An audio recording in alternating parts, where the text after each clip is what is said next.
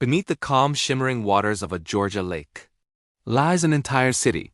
Not a mythical one like Atlantis, but a real town with homes, roads, a racetrack, and even a cemetery. Every year, millions of people visit this lake, boating, swimming, and enjoying the sun, completely unaware that they're floating directly above a forgotten world. And the chilling truth about what happened here is something almost no one talks about. When people think of Lake Lanier today, they think of summer fun fishing, water skiing, weekend getaways. It's a picturesque escape for millions. But before a single drop of water filled this valley, there was something else here. A place called Oscarville. Oscarville wasn't just a spot on a map.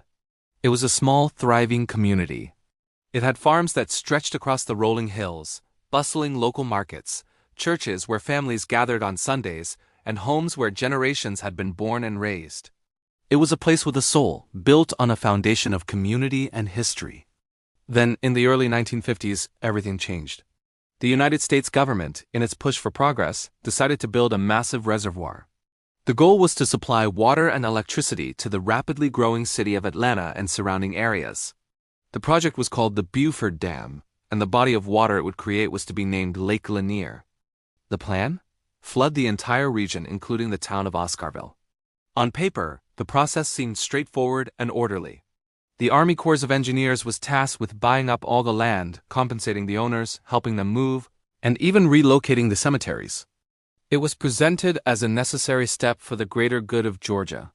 But the reality on the ground was far more complicated and heartbreaking. Many residents of Oscarville didn't want to leave. This was their home, the only one they had ever known. Their ancestors were buried in the local cemeteries. Their memories were in the soil, in the trees, in the very air they breathed. Some flat out refused to sell their land, clinging to their property until the very end. Others reported feeling immense pressure, saying they were pushed out with little compensation and almost no real choice. It was a slow, painful dismantling of a community. Once the land was acquired, the process of clearing began, but they didn't tear everything down. Many structures were simply left behind. When the dam was finally closed in 1956, the waters of the Chattahoochee River began to rise slowly and unstoppably. Day by day, the water crept higher, swallowing everything in its path.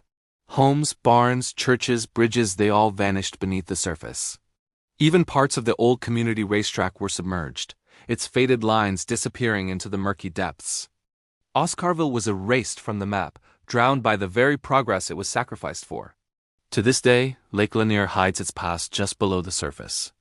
Divers who venture into its depths report swimming through an eerie, silent world. They describe passing by intact structures, walls of old buildings still standing, staircases that lead to nowhere, and even old, forgotten rowboats resting on the lakebed, frozen in time. It's a ghost town in the most literal sense, preserved in a watery grave. But here's where the story takes a darker, more mysterious turn. For decades, Lake Lanier has been notorious for an unusually high number of accidents, unexplained drownings, and strange, unsettling sightings. It's developed a reputation that goes far beyond its history. Boaters have shared chilling accounts of feeling something pulling them from below, an unseen force trying to drag them underwater. Divers often speak of the water turning unnaturally cold in certain spots, even on the hottest summer days, as if they've passed through an invisible, icy barrier. And the local lore? It's filled with whispers and warnings. Some longtime residents believe the past never really left.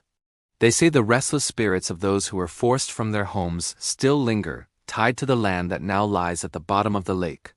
These stories are passed down in hushed tones, a reminder that the lake's history is not just one of engineering, but of human loss.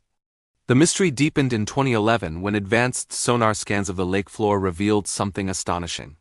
The scans showed large, shadowy shapes resting in the deep, not just rubble, but full buildings, their outlines perfectly preserved. Untouched since the 1950s, these ghostly images confirmed what divers had been saying for years. Oscarville is still down there, waiting. And sometimes the lake itself seems to want to reveal its secrets. During periods of severe drought, when the water levels drop dramatically, the past begins to re-emerge. The tops of old foundations, pieces of forgotten roads, and rusted farm equipment slowly appear from the receding shoreline, like bones of a long-buried skeleton. These moments serve as a powerful physical reminder to everyone that Lake Lanier is not just a body of water. A whole city still sleeps below. So, what truly happened at Lake Lanier? Why was Oscarville, a vibrant community, chosen to be sacrificed? And why do so many unexplained and tragic events continue to plague this beautiful yet haunted lake? Some will tell you it's all just a string of unfortunate coincidences, a combination of deep water and recreational hazards. Others believe something more is at play. They say that history has a way of refusing to be forgotten, of rising back to the surface one way or another.